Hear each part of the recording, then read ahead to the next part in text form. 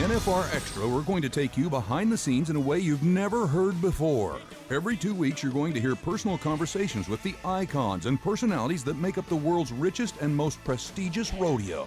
NFR Extra. All dirt, all rodeo, all year.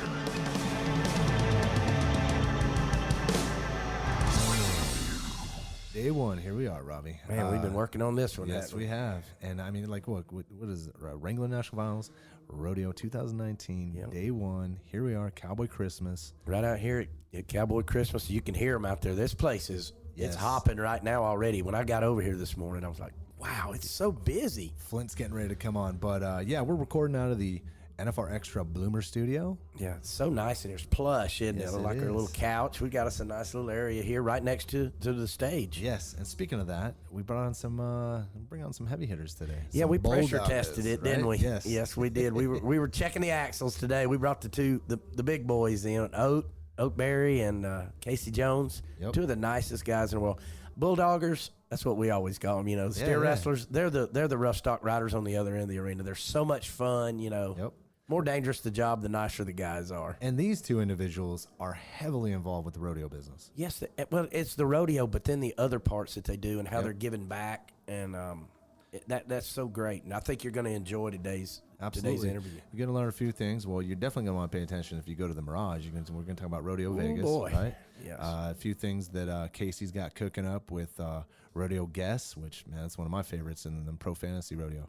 I guess we're going to have to get us you'll hear more about it, but we got to get us a team. Yeah. Get some money, get a little group chat going on. Yeah. Yeah, and then, obviously Oat, man, everything he's doing with Junior World Finals, steer wrestling, man, he's heaven sent for what's going on there. But, Robbie, that's it. I mean, here we go, right? Day one. 9 more to go. Yeah, this is going to be awesome. Well, enjoy this episode today, and we got another one coming out tomorrow. Absolutely.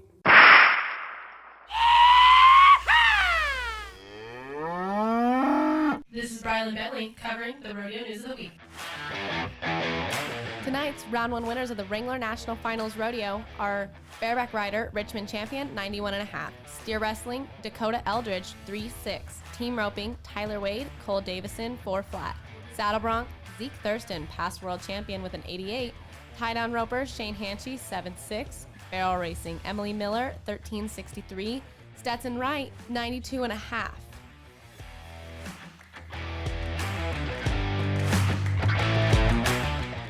And now, NFR After Dark with Kendra Santos. I'm here with round one winner in the steer wrestling, Dakota Eldridge. He's here at his 6th NFR this year. But what's an interesting twist before we get to winning the first round is after 5 straight NFRs, he missed last year's finals because he was out with his knee. Now Rusty was here last year without you. Right. So yeah, he's been here more than I have now. So I guess he's a seasoned veteran. Well, talk a little bit about Rusty because he was a head horse. Right, yeah, we did. I mean, we did everything on him, you know. We did cowboy on him, headed, heeled, and I mean, he was a phenomenal head horse. But it just goes to show you, any horse that's a great horse, you can turn him into anything. You know, and if it wasn't for my grandpa that raised him and my dad that trained him, who knows where I'd be, you know. I mean, I don't know. It's crazy what life brings you, but, you know, thank God that I got him in our family, and he's made me what I am today. Remind us who rode him here last year. Blake Knowles and Bridger Chambers rode him, and then Nick Guy rode him the last night, ended up winning the round on him too. So he's had a few trips in here. Yeah, and good ones. And you, NFR average winner, 15 and 17. Right. Tell us a little bit about what happened to your knee and how big of it was a big deal. Yeah, at Cheyenne, you know, it tore my ACL and MCL at Cheyenne's extreme conditions for steer wrestling, and you know, until that point I thought I was invincible. You know, and so once, you know, when I tore my knee up, boy, it was tough to take, but at the same time, I think God has a plan for everybody, and at the time, I don't know if I was getting a little burnt out or what, but I sure craved it, and I've been way more thankful for it. Not that I ever took it for granted, but I think you just going through the motions, you know, and it makes that much more sweet this year. After last year coming down here and cleaning Rusty's stalls and taking care of him and watching it, boy, I'll tell you what, I saw some guys get kind of not a sour attitude, but just kind of think, stuff's not going great. And I thought, man, you guys are at the best rodeo of the year. You can never think that. Like, there's no way at any point in anybody's career, like, if they get down here, no matter how bad it is down here, you got to smile and look at the payout, and it's $26,000 a night. And there's no way you can, shake those nerves off. It gives me goosebumps talking about it. Well, it's a heck of a start. And so also, besides working really, really hard with your therapy, rehab, working out, you're always a big fitness guy. There's also a big bright spot in your life. You got married since the last time around. Tell us a little bit about Quincy, because I think some people don't realize that her mom's a Marvel. And, right. And, from the famous Battle Mountain Marvels, the Joe Marvel is her brother. And so that's a big change in your life, too. Oh, man. It's funny. It takes a family to rodeo, and it's just crazy. When I married into that family with Sally and Bill, they're pretty much like my parents now. We moved to California, so I told Quincy, I said, it's a big task to be, my in-laws, because if I'm gone, they're going to have to take care of Rusty, and Sally, she's out there loping Rusty, and Bill, he's feeding them, and I give him instructions, if I'm gone. So, it was a big sacrifice for me to move to California, but, man, I couldn't ask for better in-laws and just a better family. I think when you be around winners, just like Quincy with her business, she's a winner herself, and that's the way she treats her business, and that's what we've always talked about. And I think that's what's attracted me to her so much, that she's a winner in that aspect. And there's no doubt she sees fashion, and she can tell what the next trend's going to be, and she'll design it, and it's out there. And I respect her so much for what she does. She has 2 booths down here at Cowboy Christmas at Las Vegas Convention Center, and her setting it up, and that's what I tell her. I'm like, it's the biggest week of my year down here, and so it's tough for me to devote any time to help her.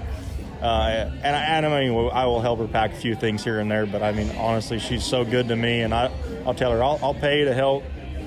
So I'll have somebody else help, but she knows that this is one of the biggest weeks of my year, and she doesn't ask much of me, and man, we have a great relationship, and I think we're both winners, and just to be a part of that family and the Marvel family, my family's, couldn't ask for better. A lot of blessings to count. Your mother-in-law, my favorite line of Sally Marvel Freeman is "win or die trying." And that's right. It's like the greatest. So I'm sure she's very proud of you, and it's a thrill to see you get off to such a hot start after all you've been through. Yeah, Sal, she's a tough lady. She's kind of been battling a little bit of cancer, and if there's anybody that's going to get through it, she's going to do it. And she had to skip this year, and she's got to go back for some radiation. But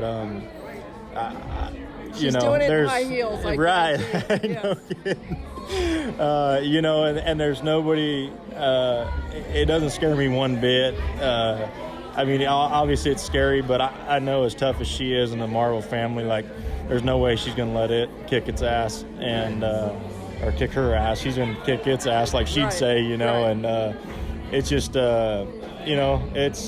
It's a heck of an attitude. It's an atmosphere. It's like a culture in that family. Right, and there's no way you can look at it different, I've been blessed to be a part of that family, and I just, I pray for the best for Sal, and boy, it's just this is awesome. Big perk for her. Yeah, right? she's smiling tonight. Thrilled. Yeah. Yes, sir. Congratulations on a great start. Thanks, Kendra. You bet. Looking for tickets to the Wrangler National Finals Rodeo? StubHub is the official secondary and fan-to-fan site of the rodeo. Fans can buy and sell their tickets through a safe and secure online marketplace. Visit nfrexperience.com. To celebrate the 35th anniversary of the National Finals Rodeo in Las Vegas, LVE and PRCA present the top 35 most memorable moments.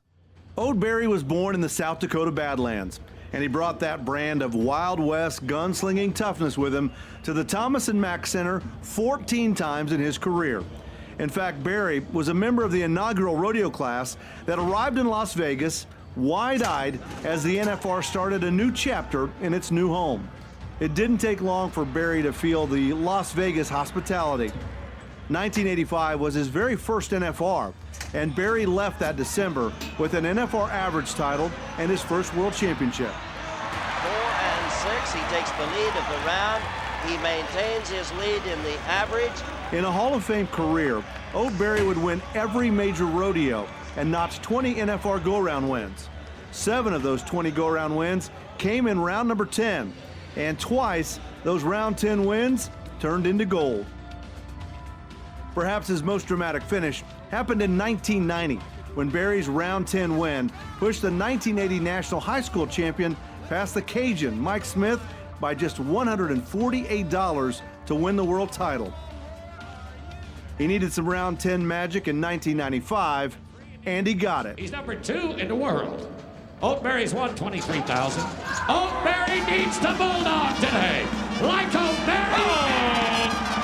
Yes, yes, yes, yes, yes, yes. How many times? 3.8. It's a clean run. Old Barry is one of only 3 cowboys to win 4 steer wrestling world titles, and few cowboys can match his flair for the dramatics in the friendly confines of the Thomas and Mack Center. How many times have we seen the man come in when the pressure's been put on, take it to the 10th and do it?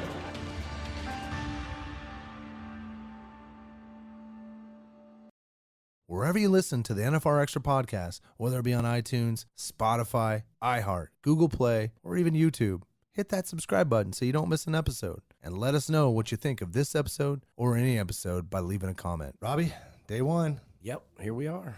It's a bulldogging day for day 1, right? I know this trailer's pressure testing it.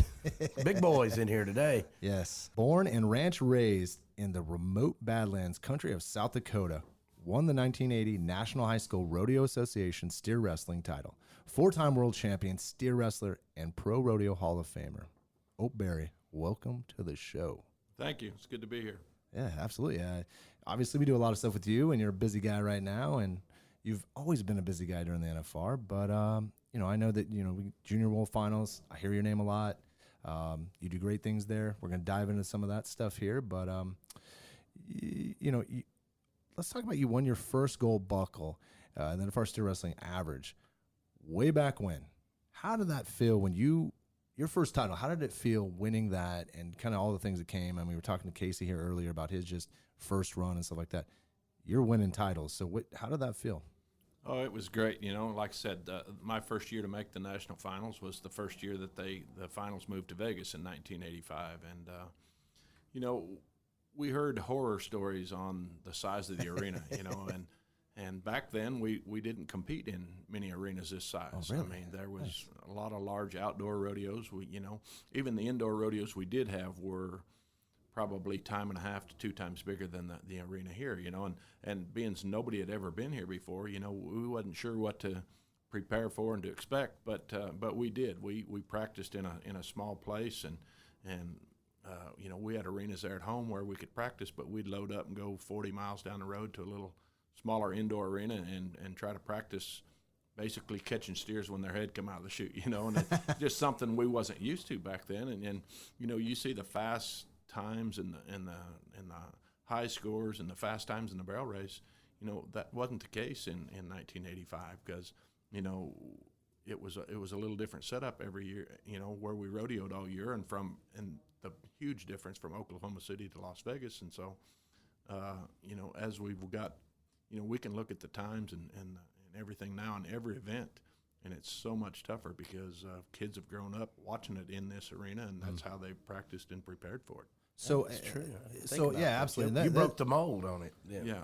But that's a great. Okay, so that's something I've always wondered, because I've been a part of the NFR for 20 years. This was pretty much my first rodeo was the NFR, and and then I've traveled quite a few of them, and it blew my mind going to the rodeos and what you were just talking about, the arena. But when you'd go and you'd see this giant field, like Pendleton, for instance, oh my goodness, that's forever. And my whole thing is what I saw at the Thomas Mack Center. I was like, what? Like, how are you doing that? That like the time's got to be longer. So when that happened, so that everyone had to change their strategies, right? I mean, like when you say that, did you start thinking how you could be faster at this? And did it really start to change the entire competition about how faster you guys had to get? And then obviously where we're at now, 35 years later, did the times change? I mean, I haven't looked at the times, but have they changed different from then to now? Absolutely. Yeah, and Where I really noticed it was a few years ago. I was watching some old NFR, whether it was on the Cowboy Channel or RFD, I'm not sure, and they showed a segment on Christy Peterson and Bozo. You know, he was one of the greatest barrel horses ever, and she was, you know, a big, you know, many-time world champion here. And I was watching some of her runs, and they were, you know, she was winning go-arounds like with a 14:38 and 14:40, and just a couple of years ago, Mary Walker was here, run out 13:95 or 98, and didn't place in the round.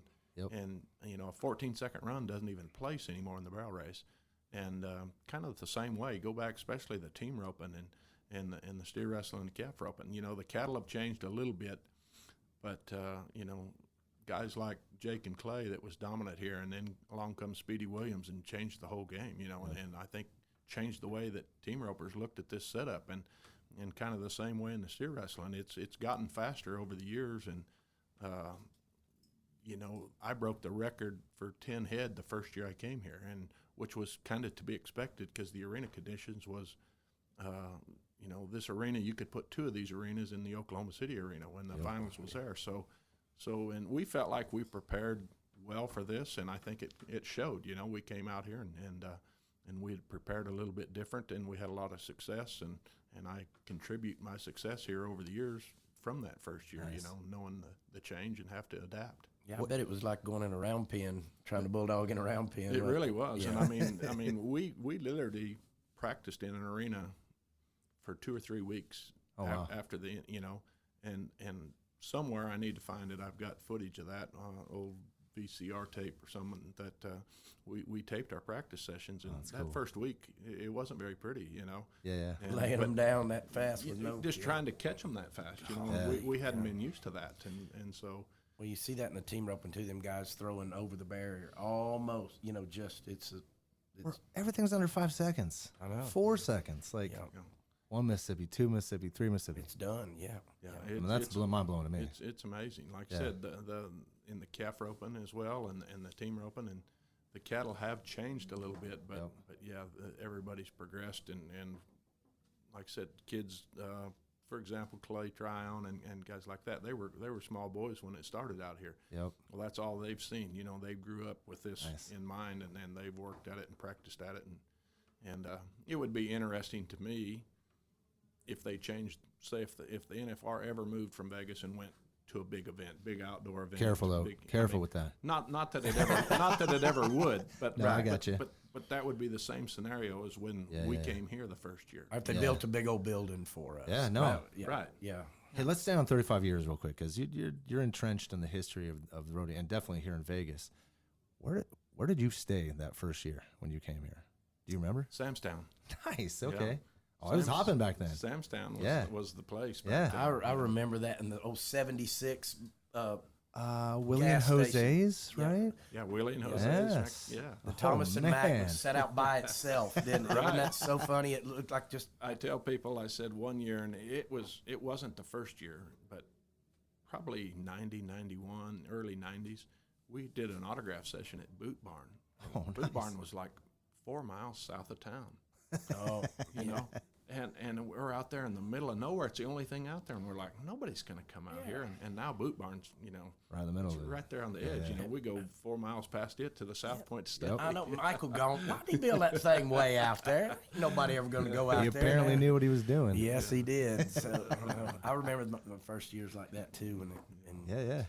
So 35 years.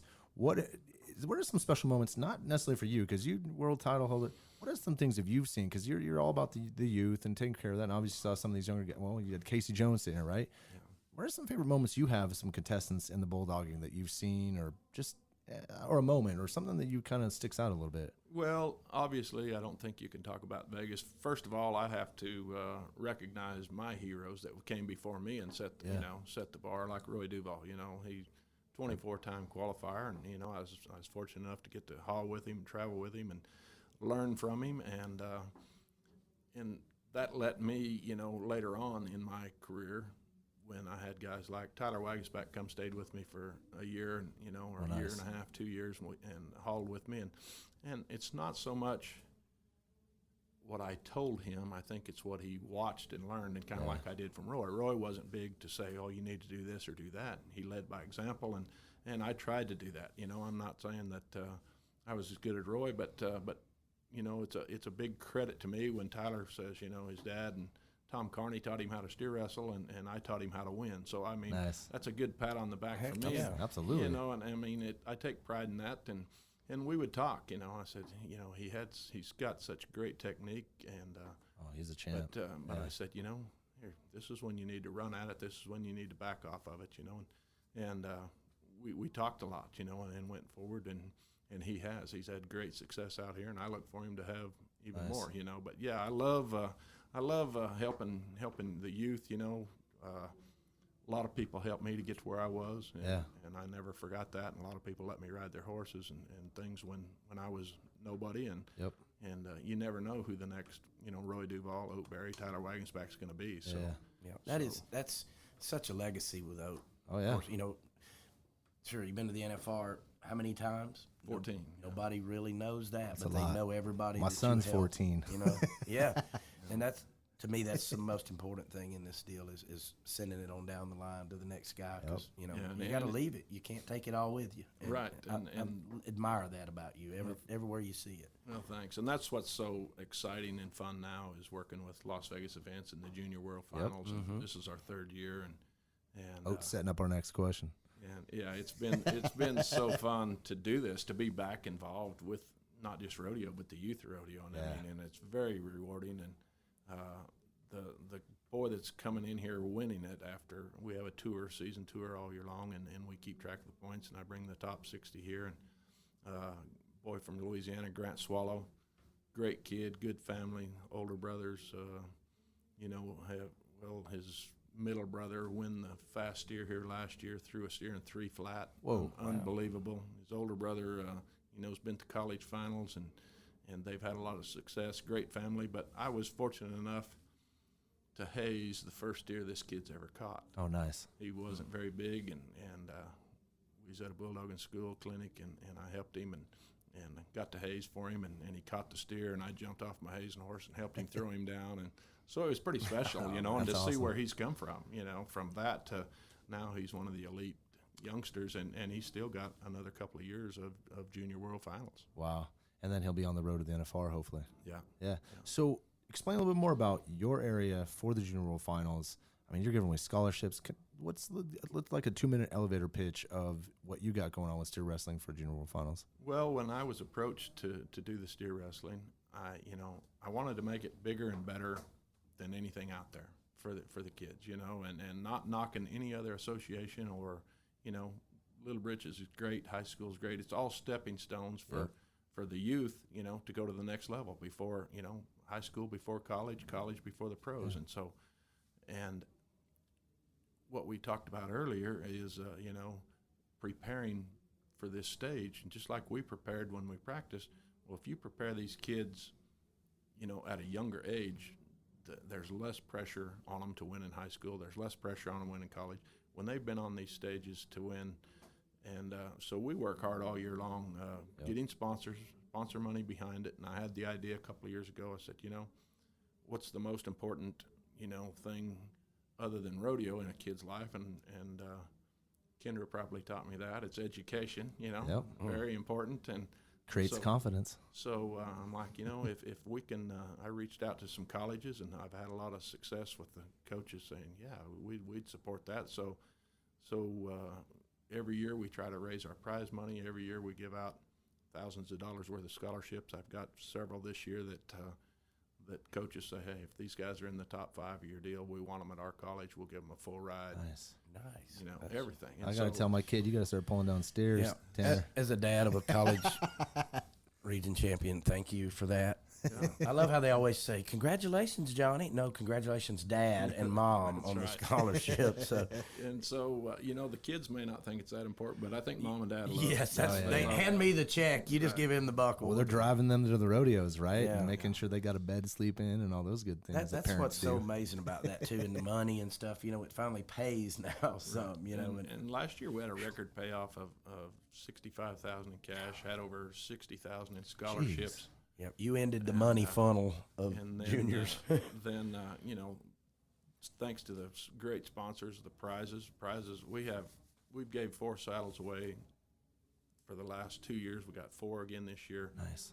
And if you get a chance, anybody that goes by and sees them, I mean, I'll put them up against the world champion saddles. They're beautiful. That And our is great. sponsors do a great job. Junior World Finals. We put a lot of money into it and a lot of work, a lot of effort, and I couldn't do it without the sponsors and the people behind the scenes. But yeah, we're trying to make it, you know, great for this next bunch of kids, and when they can go in there. I had 4 kids last year leave here with over $10,000 in their pocket cash. Wow. And so you know, when they go to that next level, they've already run. You know, the money, it's not going to be a pressure to them.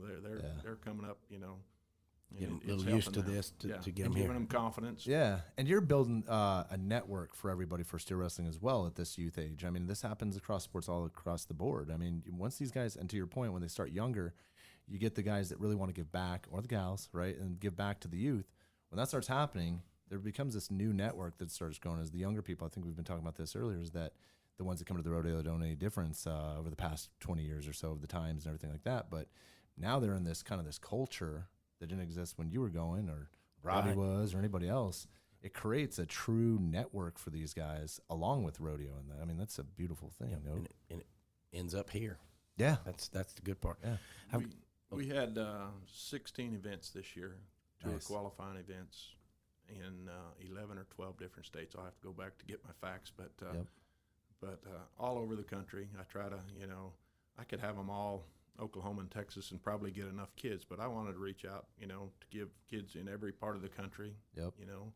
And so we have kids from 17 different states, 1 from Canada. Nice. It's going to be here this year. So we've got a good variety, you know, and we've got a lot of talent. I do have a question. This is something and maybe I'll be off with this, but it seems like a lot of steer wrestlers come from like Oklahoma, Texas, the northern.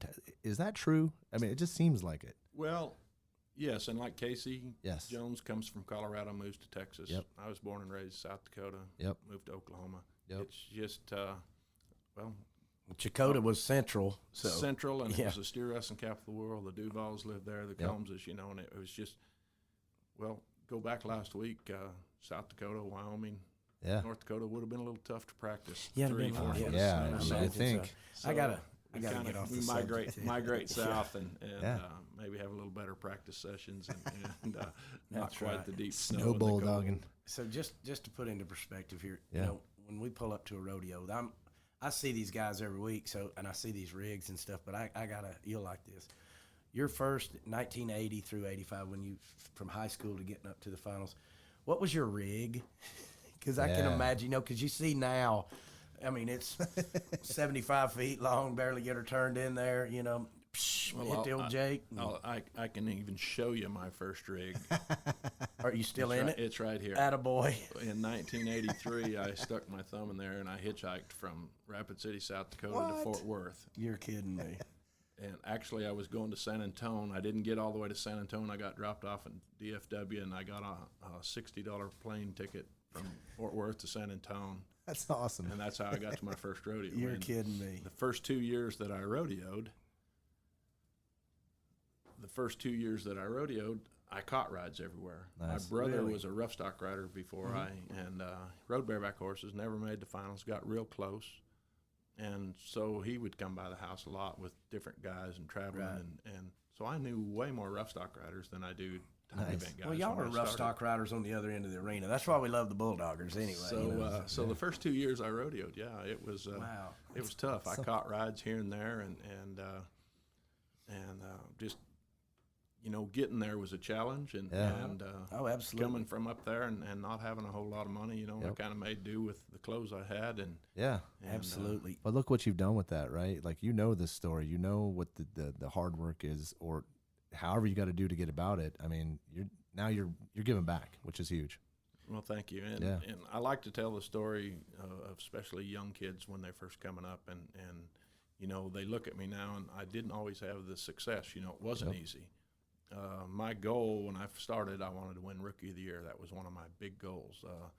1982, I bought a permit went out and had great success on my permit. And I don't, you had to win $1,000 on your permit to get a card, but you didn't have to buy it right when you won it. You could wait till the end of the year, so you could have a full year to win the rookie. So, Nice. and I win, I don't remember, 5,000-6,000 on my permit, and really thought I was up and coming and doing something.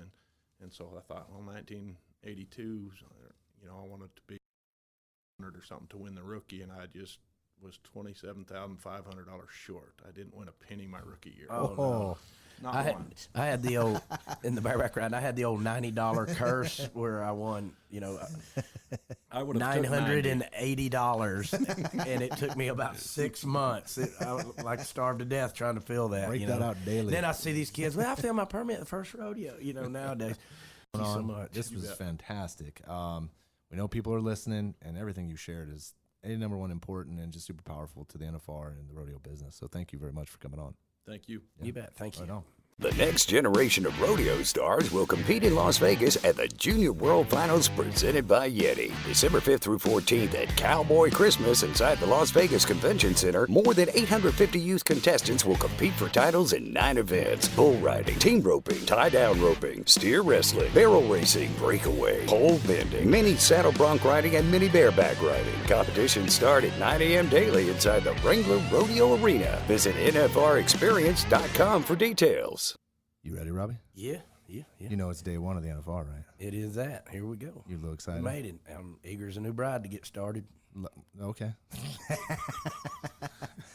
Colorado native, now living in Texas, 9-time NFR qualifier, steel wrestler between 2002 and 2015. Welcome to the show, Casey Jones. Thanks for having me. Appreciate it. Yeah, no, thank you. Let's get into this. We're talking NFR. The energy's high. A lot of good stuff going on around. Went to an award ceremony last night. NFR Extra picked up some hardware. Let's go ahead and say congratulations to it. That was pretty cool. Yes, it was. Yeah, and it's showing what the new stuff is coming down the road, right? And obviously sitting here with Casey Jones, he's a part of this multimedia world and everything that's helping out with the Cowboys. Absolutely. He always has been. That's Absolutely. One of the bigger things we want to talk about, let's just get into NFR. Let's take it back. Obviously you're not competing or anything like that, but what are some of your favorite moments back then, Casey? First year I made the NFR. I grew up on a little farm kid in southeast Colorado and come to Vegas, and you put on that NFR jacket and everybody looks at, walk in the restaurant and they're looking at you, and I just start looking behind me, who they looking at? So, it's just that first year was pretty special because it was a lifelong dream, and you put so many hours into it. And I remember one night I placed in the round in Hard Rock. We were staying there, the steer wrestlers, and we thought we'd splurge because we had a little, we kind of fibbed to the people at Hard Rock and say we had medicine, so we get a little refrigerator and we was keeping our bologna and our ham sandwich and stuff. And anyway, I wanted some money in the round, so we got ordered room service for pepperoni pizza, and we thought we were really living. That's a big deal there, wasn't it? Yeah. You bet. Oh, man. That's awesome. So, all right, there's a couple of things. Got some people in the room that kind of partake in this. Our Junior World Finals is a part of this. It's a bigger extension of the PRCA. You won the American in 2015. How did it change your life? That's a lot of money. Yeah, it was great. That's an opportunity for one cowboy to, really monetize. And, it just seemed like it was crazy, you dream of a big payoff like that. And just that week, it just felt like something was going to go good every time, and I didn't draw very good, but, just had some luck. But yeah, we got that big check and was able, because it cost quite a bit of money to rodeo and keep the rigs on the road. And so first thing was trying to pay off a little bit to keep the bank caught back up. Yeah. But I'm also assuming, because the way you work with, you're a marketing, you're somewhat of a genius in this rodeo business with what you're doing, marketing and multimedia. I would imagine you invested some of that money into what you do going forward, right? Yeah, a lot of, keeping up with the current platforms and technology. And, it costs quite a bit to build stuff anymore, and so, that's part of, reinvesting in the future. You could put it in, in a bucket in the ground, but, rodeo cowboys are going to find that bucket. So absolutely. I try to reinvest it in more ideas, and a lot of the ideas I had, didn't work, but, looking back, it was my experience on those failures. It's like, oh, we can do this now. Yep. Oh, I know how to do that now. Yeah. But just through all the, that didn't work, but I learned to do this, So that leads into this. Talk about the explosion of the pro fantasy rodeo and something that we're doing this year with NFR. And that's obviously, let's hold off on that. We'll come back to that. Let's talk about pro fantasy. How's that going? I mean, how's everything kind of rolling with that? And it's great. This year we're one of the new, I always try to, have a little new twist on it. And this year, the last 3 years we had rodeo for free, what's an extra prize challenge. It's kind of like an incentive or, a side pot. And last 3 years was a PRCA Cowboy was able to win $10,000 in entry fees and a fuel card. Well, this year we opened up to women, to WPRA, to amateur, to kid rodeo. So, we just want $15,000 to go to a rodeo cowboy or a rodeo kid or a barrel racer, or if you show us you're going to association, if you're going to jackpots, we'll just write you a check for $15,000. Nice. Oh, that's awesome. And that nice truck you have out there. Yeah, and that's 2019. I'm pretty cheap when it comes down to it. But then, that new Ram that everybody wants the 19 says we went ahead and bit the bullet and got the new style for the winter. There you go. All right, so we're talking about pro fantasy. Let's talk about the other one. Rodeo guests, right? I got $200. I get my texts all the time. I want to get into this. Robbie, I know it's getting new to you. It's a lot of new to a lot of people. Give us a little bit more about rodeo We're guests. really excited about it because we can see, that's with pro fantasy, we can see how it creates fans. And, we get the phone calls to the office, like, how do I play? What's a bronc rider? And then the next year, the same guy's calling and saying, yeah, I got season tickets. Or, and then he'll call me in middle of the night, like, how come Cody Wright's not winning? I'm like, maybe he's at home, but you can see and how it helps rodeo. Yeah. And we're really excited about rodeo guests because now we're getting some hardcore fans that study because we've been doing it at other rodeos, and they go back in the standings and start researching and becoming fanatics in each event because they have a better chance to win.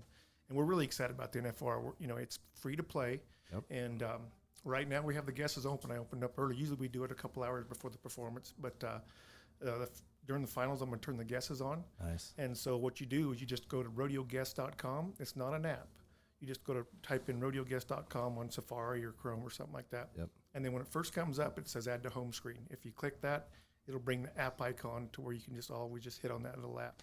Nice. And so with Rodeo Guest, you just guess every rider's score or time. And then it's kind of fun. We built some cartoon characters in there if you do good, and they have their arms up with double points. But we found out it takes a lot of time, and in this world, you got to make it fast and easy. So we come out with the quick pick button. Nice. And so you get on there and hit the quick pick button. It automatically fills all your guesses. And then you can go in there and see if, the quick pick algorithm maybe gave Oat 5-6. And you go in there and like, he's not going to be 5'6", he's going to be 7'8". Yep. Or maybe 3'8".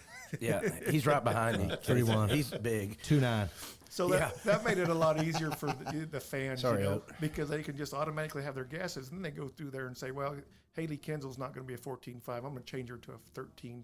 Nice. And then one of the features we just built on about 3 weeks ago, it's really fun because that's what fantasy is playing against your buddies, bragging rights. Yep. Oh, yeah. And talking trash, and so we actually have a buddy group feature. So when you sign up, just go to the top left corner, click on buddy group, you get a code, and then you can send it to all your buddies. And then we've had some friends and buddies that's been doing it. And right now we don't have a chat feature on that. Yep. But we'll probably get there, but they just get a group text. Yes. And then loving this. There's a group of veterans that we had a bulldogging school for them, and they do it. Well, on their text deal, so I had to join the buddy group, and so they could harass me so if you lose, the winner gets to give the loser a shot, and then you have to take a shot, a video, and then put it on the text and show and send it to everybody. Yeah. So, but that rodeo pong. Yeah, so that way you can and you can put a prize, whatever you guys want to play for, and I'm challenging you guys, everybody on your podcast. I want the buddy group. Yeah, absolutely. Yeah. So I do fantasy football, right? And I personally invest time and money into it. I travel. I go meet with my brother-in-law and his friends, and we go to Colorado up in a cabin, and we draft, and it's serious. There's money involved. You're starting something that I think a lot of people that may not know about fantasy football, as this thing grows, have no idea how this is going to impact rodeo. I mean, to understand statistics, understand who goes left, who goes right. I mean, I don't want to get too rodeo tech because I'm not, but I mean, I do understand that that's how I'll learn through this process. I mean, that's amazing. Yeah, and we're really, really proud of it because we have the fan magazine that we put out. And if, some of our past players don't get it, they're calling, they're emailing, they're mad. Really? Because nice. it takes us quite a bit of work to put it together, but it shows information about the contestants, and they research, and they know right or right. They Stetson right. Yep. Whoa, all good. I'm getting excited here. Oh, man. It's great. As well you should, Casey. Casey's always excited. That's what I love about him. Never seen him not happy. But it really gets, we can see the fans starting to learn about rodeo. And we've been doing it at Fort Worth, and they have the local, local rodeo riders around there enter it. And what's been fun is the NFR guys go there to practice because it's got the same setup.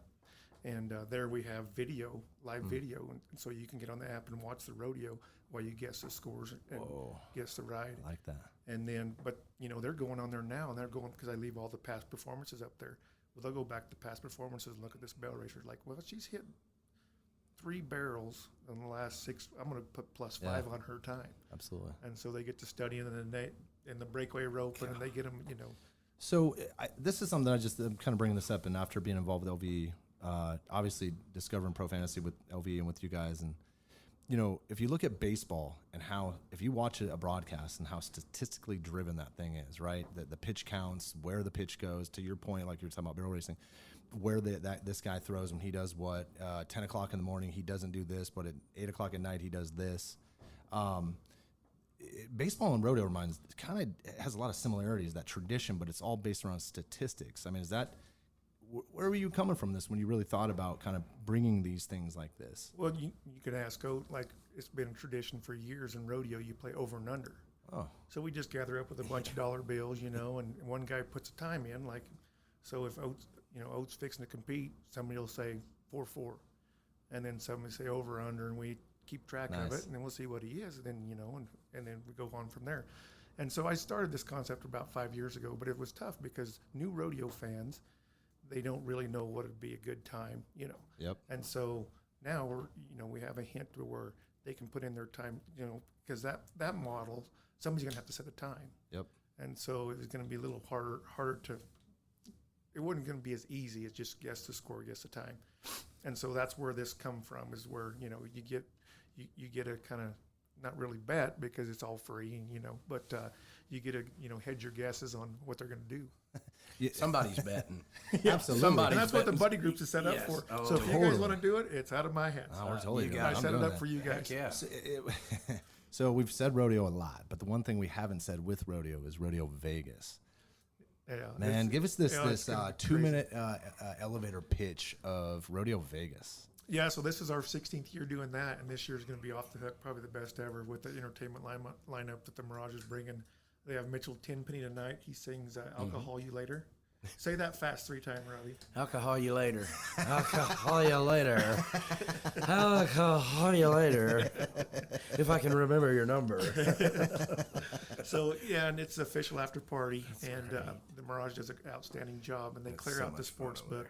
There's 25 contestants on the Rodeo Vegas Mirage team, and they show up every night, and other contestants show up. We give away cactus saddles. Cactus saddle every night for an NFR contestant that shows up. Their name gets in a hat, so we can guarantee the fans that the rodeo contestants are there.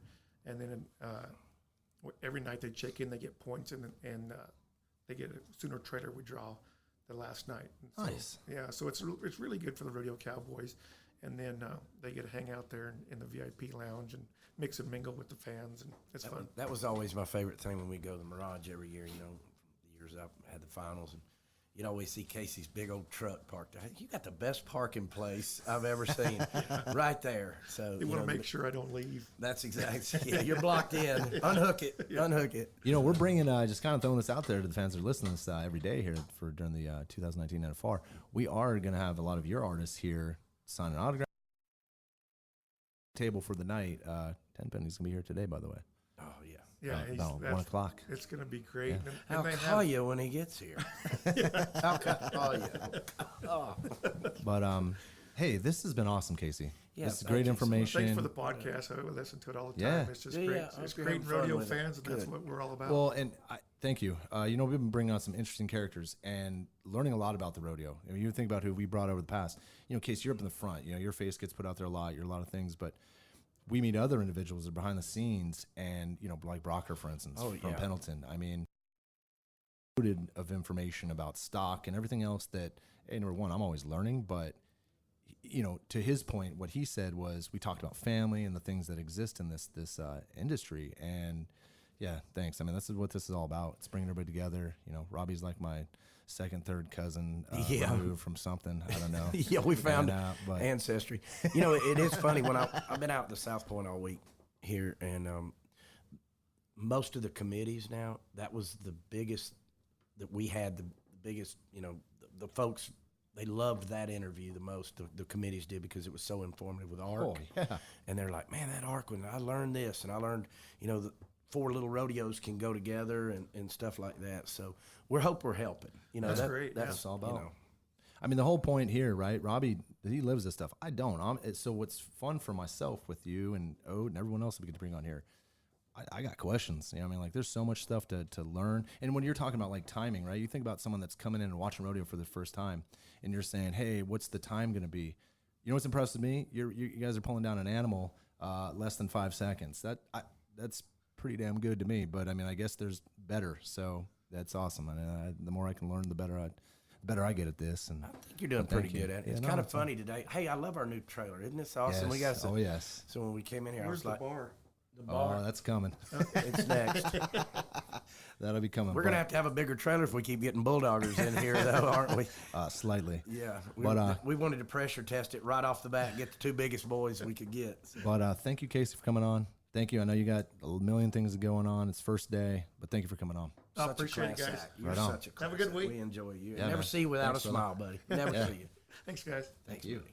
Thank you for listening. And wherever you listen to us, make sure to hit that subscribe button, whether it be on iHeart, iTunes, Spotify, Google Play, wherever it is, so you get notification that episode's coming out right now. And we want to give a big thank you to Casey Jones and Oat Berry for coming on to this show. And catch us next time. We'll be here all week during the Wrangler National Finals Rodeo. Gotta make it out to Vegas, where the big boys roam, with the rovers and the racers and the bulls and the broncs, and the ladies in the skin-tight Wranglers and the cowboy